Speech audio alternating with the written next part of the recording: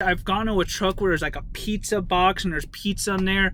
I've gone in a truck where like somebody left their shoes in them. Like, these are trucks that they were showing me to pick. Just gross. And Swift, if you're hearing this, you guys got to get that thing. It's usually those mega companies because they know they can exploit you for lower pay. Hey everybody, hopefully everybody's doing really well. My name is Jonathan, and today we're going to go over my 1 year experience working as a former driver with Knight and Swift. Of course, as you know, they don't have the best reputation, especially with all those memes going around. But stay tuned, and also I will reveal the new company that I'm working for as well.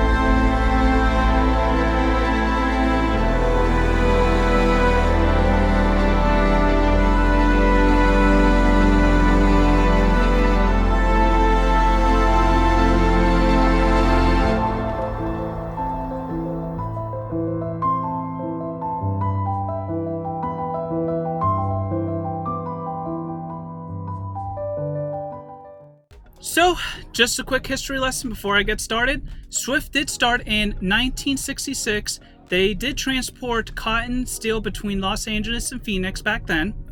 Today, they do revenues of $8 billion. They just bought US Express for $800 million, adding on $2 billion. So they're mostly doing $10 billion, which is a crazy revenue number for a trucking company.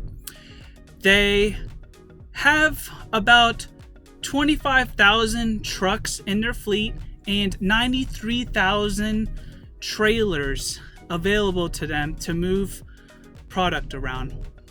That is just a lot of trailers to maintain, but whatever. Let's first talk about the pros. Terminals. They have about 30 terminals going from the west coast to the east coast of the United States, and for the most part, they're all pretty nice. Driver lounges, pretty cozy, clean. They have a clean kitchen area, food area too. Also, the bathrooms are pretty decent. Now, there are a couple of terminals like Martinsburg in West Virginia, which are just gross. And Swift, if you're hearing this, you guys got to get that thing remodeled because it is pretty rough. And I'll show you guys a video right now. But terminals, pretty nice. Also, they got gyms, which was a big pro for me because I love to work out. Now that I'm with this new company, they don't have that. The terminals are just average, but pay is pretty good. So obviously you can't have it all. There's always a balance in this world. Next, we're going to talk about my driver leader.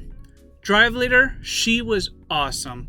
I still text her here once in a while. I just texted her really recently about how my experience has been with the new company, and we're just really close and just cool with each other from day one. She's really cool. I have to say, Swift does a really good job. Even though I heard horror stories from other drivers complaining about their terminal or just their fleet leader or driver leader, my experience personally, it hasn't been bad at all. So that has been a big plus for me. Next would be training. Their academy is not that bad if you go there. The only catch is, from my understanding, is that if you go there and they will pay for you to go to school, CDL school. I personally didn't go to that CDL school. I kind of went to a third-party one in my hometown, Roanoke, Virginia, and it cost way cheaper than that. So I would highly recommend, if I was you coming into trucking, to really look into a CDL school close to you, and it would probably be half the price of what Swift would charge. And also, I think what Swift does is they do kind of a contract. So I guess it's around 11 grand together for the training and the hotel and stuff that they charge you, and then they give you like they give you about 2 years to get it paid off, but they'll pay it off. I guess maybe they take out of your paycheck because I've never done it, but my understanding is that it's like a 2-year commitment type deal, and if you decide to quit probably within a year of that contract, then you got to pay, I don't know how much back. I don't know if it's going to be a full amount or just half of that, but I would definitely look into that if you're deciding to go into the academy at Swift. Just to be careful and look into it. Other than that, I did go through their Top Gun program, which if you get the chance to do that, and this is the reason why I mostly decided to go to Swift, and I didn't really know about it. I didn't really like the fact that you had to stay out 5 weeks with the trainer, and I'm not bragging or anything, but like, I wasn't a horrible driver per se. Needed training, of course, and needed a little bit more experience, but wasn't super bad. They did offer me, since I did have a college degree and I stayed with my employer more than 3 years, which I think is a requirement, to get into their Top Gun Academy, which is 1 week in the classroom, and you go into these big simulators, truck simulators, which apparently they're like $100,000 a piece, and there's 2 of them in there. And it just like gives you different scenarios. It's like a big video game. It's really neat. They can like throw like different obstacles at you. The teacher can do it on his computer, and it was a really cool experience. It like shakes and vibrates and like moves, and it's really cool. So that was a week, and then what they did, we'd also practice outside on parking and stuff like that, maneuvers. And also they gave you a truck to sleep in at night so you can adapt to that feeling of sleeping into a truck, which I like that as well. It was great. I honestly thought that their Top Gun program, I have to say, was really good. And what the biggest thing for me was I only had to stay with the trainer for 3 weeks. And then it was at 1 week where it was in the classroom. But 3 weeks instead of 5 weeks, which that was a big thing for me, because I can imagine, all due respect to you guys, if you're out there staying with the trainer for 5 weeks, God bless you, because I was with my trainer for 3 weeks and it was definitely hard. The only thing that was really cool about it, he was an awesome mentor, which I'll talk about next. My mentor, obviously, like I said, my experience was a lot different than everybody other. Everybody has different experiences at the end of the day, but mine was really good. My mentor, I still talk to him. He is so cool. We talk on the phone all the time whenever I'm driving around still after a year. And he's a cool guy. He had an OTR position, so we went all the way to the East Coast, to the West Coast, Montana, California, Phoenix, Colorado, all of those states. All these states I haven't been to in my life. Like, I've never really thought that I would actually ever go to those states, or I always wanted to. I had an office job after that, which is a whole different story. But yeah, it was a great experience, and me and him were really cool with each other. He was a great trainer. After 3 weeks, I ended up going and getting my own truck, and everything just worked out for me. Everything kind of just worked out, and didn't have a bad experience, because I've heard some bad stories out there, and I've seen some bad mentor and trainee mixes. I've seen fights, like, yeah. But next, even though people bash on Swift and the stuff that you see in the internet, yeah, they might have their crashes and accidents here and there, because they do take that risk of hiring a driver, which is another pro. They give you the opportunity to gain that experience, which many other trucking companies do not really offer that. It's usually those mega companies, because they know they can exploit you for lower pay, but for the trade-off is that they're taking a risk of giving you that opportunity to drive their equipment and just to get that your feet wet and just get going, which is exactly what I did. I'm gonna say, honestly, they kept me busy. I have to say, they gave me so many miles, even though the pay, which we'll get towards, that's a con. We'll get towards that.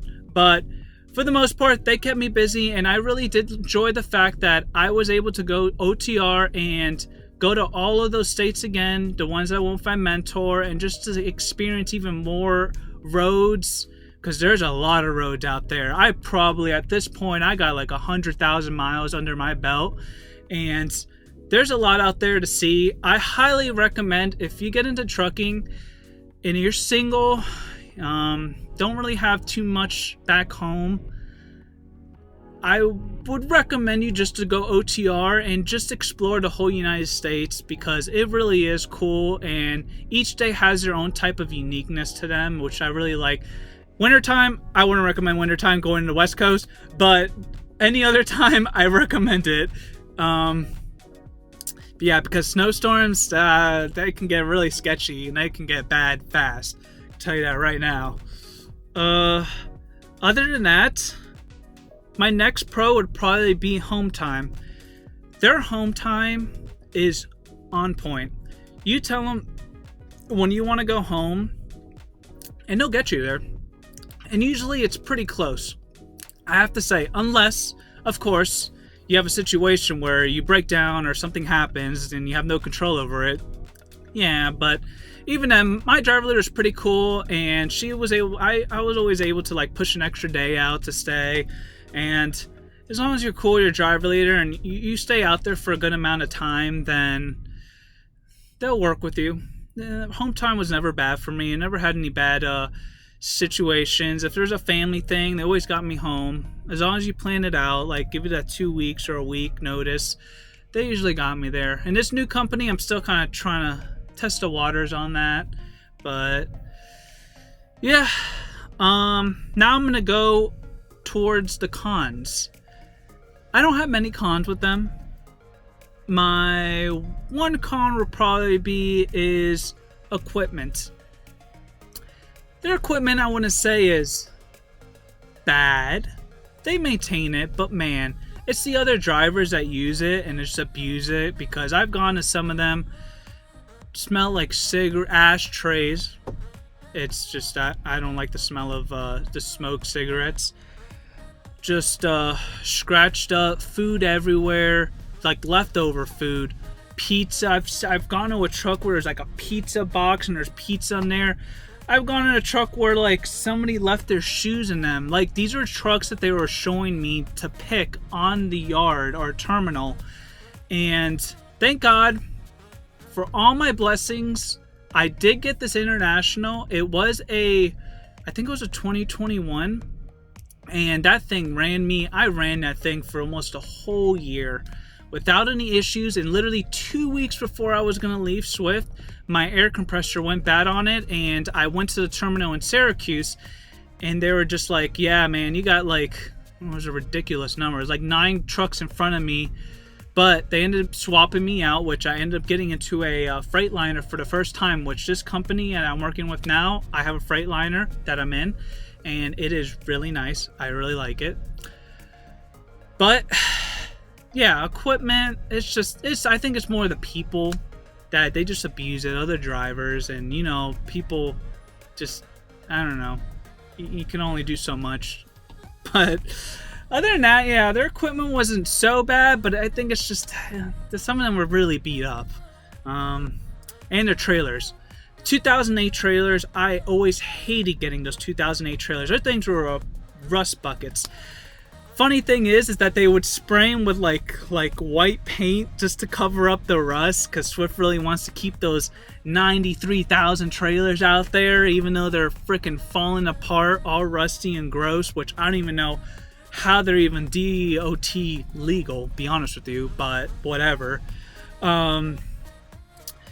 So my biggest con would be the pay. Obviously, this is the one that everybody wanted to hear, because everybody hears that there's a lot of money in trucking. The pay with Swift is not that great.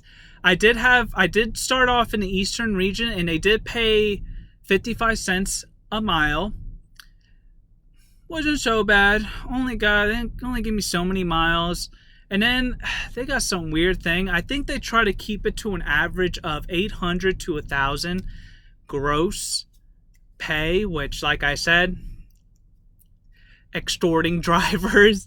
They just care about their shareholders and bringing up revenues. So In my opinion, if you're going to come to Swift or any of these big mega companies, I probably would not put my expectations very high for pay, but just get that 1 year experience. Even there's companies out there like the one I'm working with now, they take 6 months experience, but you got to go with the driver. But even though they still take you.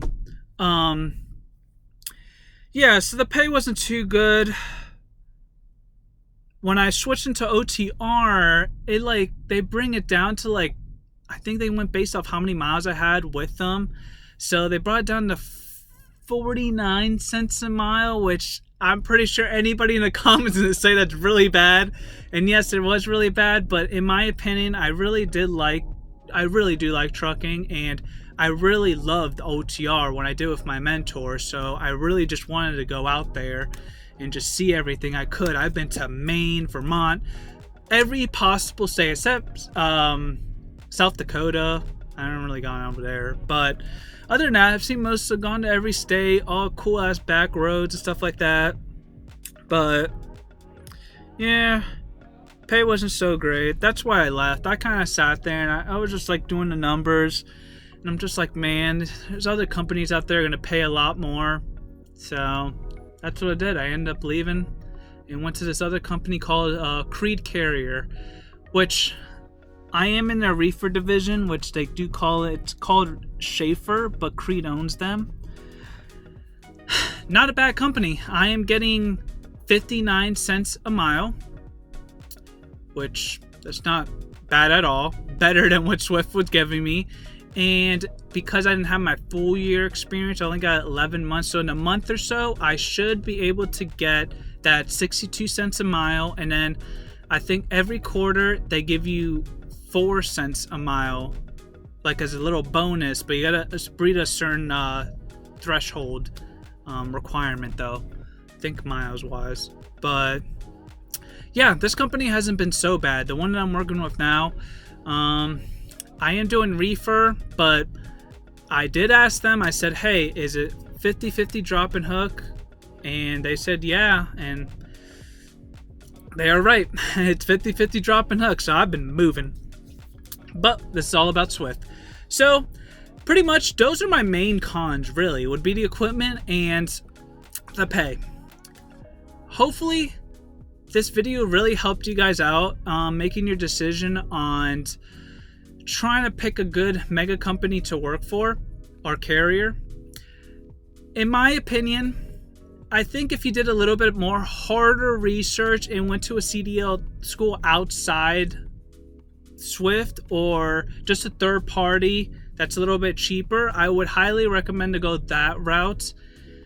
And then look for other trucking companies out there and send a whole bunch of applications, because I know other people, I went to CDL school and that's what they did, and they didn't go to a mega carrier, and they ended up getting good paying jobs, higher pay than what I was getting with the mega carrier.